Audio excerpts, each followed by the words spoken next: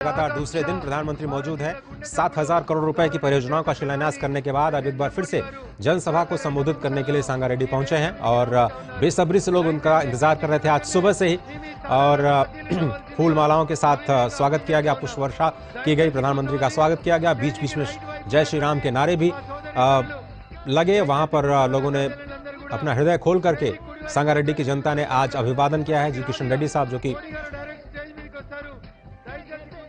प्रधानमंत्री के साथ मौजूद हैं, वो भी इस जनसभा का हिस्सा बनने के लिए पहुंचे हैं। और गजब का उत्साह पिछले 2 दिनों से देखा जा रहा है तेलंगाना में। कल आपने तेलंगाना के मुख्यमंत्री को भी सुना, उन्होंने प्रधानमंत्री से अपील की कि वो गुजरात की विकास परियोजनाओं के मॉडल के आधार पर तेलंगाना का विकास करना चाहते हैं। केंद्र के साथ मिलकर के वो विकास की परियोजनाओं को आगे बढ़ाना चाहते हैं। उन्होंने सहयोग मांगा और प्रधानमंत्री ने पूरा आश्वासन दिया कि तेलंगाना का विकास, राष्ट्र का विकास एक साथ करने के लिए सरकार प्रतिबद्ध है। सबका साथ, सबका विश्वास और सभी के प्रयास से जो विकसित भारत की परिकल्पना की गई है, बिना विकसित राज्यों के विकसित भारत की परिकल्पना नहीं की जा सकती। और इसलिए राज्यों के विकास को देश का प्रवेश द्वार कहा जाता है। भारत में तो तेलंगाना का विकास अत्यंत आवश्यक, और इसीलिए आज रेल कनेक्टिविटी, रोड कनेक्टिविटी के साथ साथ एविएशन क्षेत्र के लिए भी बड़े ऐलान किए गए। हैदराबाद साथ ही साथ देश के एविएशन सेक्टर के लिए आज बड़ा ऐलान। अब से थोड़ी देर पहले बेगमपेट के हवाई अड्डे को एक रिसर्च ऑर्गेनाइजेशन के तौर पर देश को समर्पित किया गया। साथ ही साथ 3 NH की परियोजनाओं को राष्ट्र को समर्पित किया गया, जो कर्नाटक, महाराष्ट्र और तेलंगाना के बीच कनेक्टिविटी को बेहतर करने के लिए अहम भूमिका निभाएंगी। और आप देखिए कि किस तरह से लोग अत्यंत गर्मजोशी के साथ प्रधानमंत्री का स्वागत करते हुए लगातार दूसरे दिन तेलंगाना की जनता में भारी उत्साह।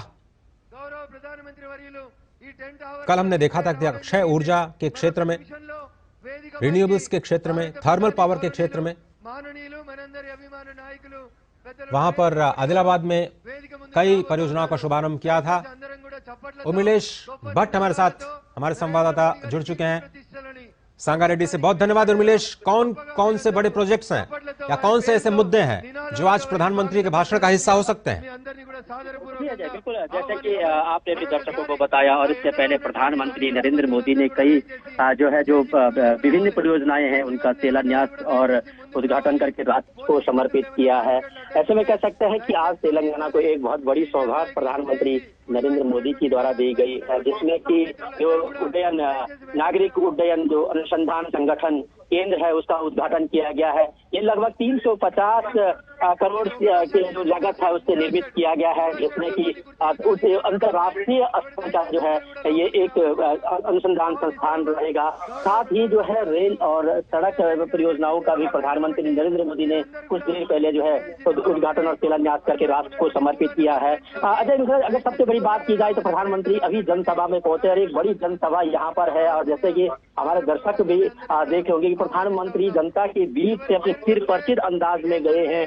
जनता ने भी प्रधानमंत्री का जो है जबरदस्त स्वागत किया है। प्रधानमंत्री ने जो है जनता का अभिवादन करते हुए आगे बढ़े हैं। तो निश्चित तौर से कहीं ना कहीं अपने जनप्रिय नेता की जो एक झलक पाने के लिए लोगों में जो उत्साह था, जो जोश था, वो काबिले तारीफ था। और ऐसे में कह सकते हैं कि यहाँ पर जो लाखों की भीड़ है, जब हमने उनसे जो है बात की है तो कह रहे थे कि हम प्रधानमंत्री को जो है अपने जनप्रिय नेता को जो है देखने के लिए काफी उत्साहित है। कई दिनों से हम लोग इंतजार कर रहे थे। और जो कि आप देख भी सकते हैं कि जनता में जबरदस्त उत्साह है, उमंग है प्रधानमंत्री की एक झलक देखने के लिए, अपने जनप्रिय नेता प्रधानमंत्री नरेंद्र मोदी की एक झलक देखने के लिए। और जो यहाँ थोड़ा हमारे दर्शकों को जिस जगह पर प्रधानमंत्री पहुंचे हैं सांगारेड्डी, वहां की कुछ खासियत बताइए। क्यों इतना इंपॉर्टेंट है? प्रधानमंत्री ने क्यों चयन किया आदिलाबाद और सांगारेड्डी का तेलंगाना की जनता के साथ उन्मुख होने के लिए, उन्हें संबोधित करने के लिए? सांगारेड्डी की खासियत?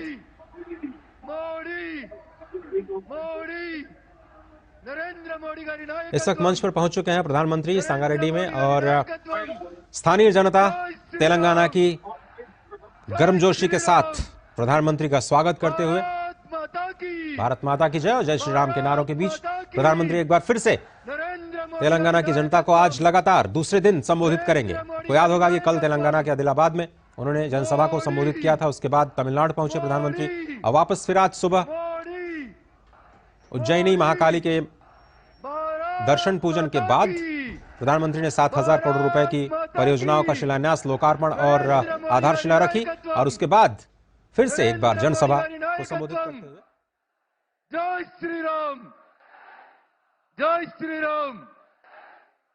ఇప్పుడు గౌరవనీయులు భారతీయ జనతా పార్టీ తెలంగాణ రాష్ట్ర రథసారథి గౌరవనీయులు గంగాపురం కిషన్ రెడ్డి గారిని మాట్లాడవలసిందిగా కోరుతా ఉన్నాను.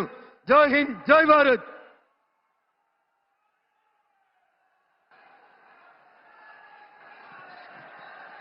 అందరూ చైర్లలో కూర్చోండి దయచేసి. చాలా మంది నిలబడి ఉన్నారు, టెంట్ బయట కూడా చాలా మంది ఉన్నారు. దయచేసి వాళ్ళందరినీ లోపలికి అనుమతించాల్సిందిగా పోలీసులను కోరుతా ఉన్నాను.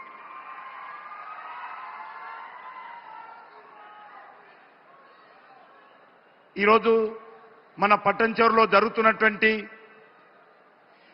విజయ సంకల్ప సభకు వచ్చినటువంటి గౌరవ భారత ప్రధానమంత్రి విశ్వ నాయకుడు శ్రీ నరేంద్ర మోడీ గారికి తెలంగాణ ప్రజల తరఫున, తెలంగాణ భారతీయ జనతా పార్టీ తరఫున హృదయపూర్వకమైనటువంటి స్వాగతం పలుకుతా ఉన్నాను. గత 10 సంవత్సరాలుగా తెలంగాణ అభివృద్ధి కోసము నరేంద్ర మోడీ గారి నాయకత్వంలో ఎంతో అంకిత భావంతో, చిత్తశుద్ధితో కేంద్ర ప్రభుత్వం పనిచేసిందనే విషయాన్ని మరొకసారి నేను పునరుద్ఘాటిస్తా ఉన్నాను. నరేంద్ర మోడీ గారు తెలంగాణలో అనేక రకాల అభివృద్ధి కార్యక్రమాలు చేపట్టడం జరిగింది. జాతీయ రహదారుల కోసము 1,20,000 కోట్లు, అదేవిధంగా ఎరువుల సబ్సిడీ పైన 33,000 కోట్లు, రైల్వేల అభివృద్ధి కోసం 35,000 కోట్లు, అదేవిధంగా రేషన్ సబ్సిడీ మీద 30,000 కోట్లు, ఉపాధి హామీ పథకం మనరేగా కింద 26,728 కోట్లు, జీఎస్టీకి సంబంధించి 15,000 కోట్లు, రామగుండం ఎన్టీపీసీ ఆధ్వర్యంలో 1,600 మెగావాట్ల పవర్ ప్రాజెక్టు కోసం 10,998 కోట్లు, పీఎం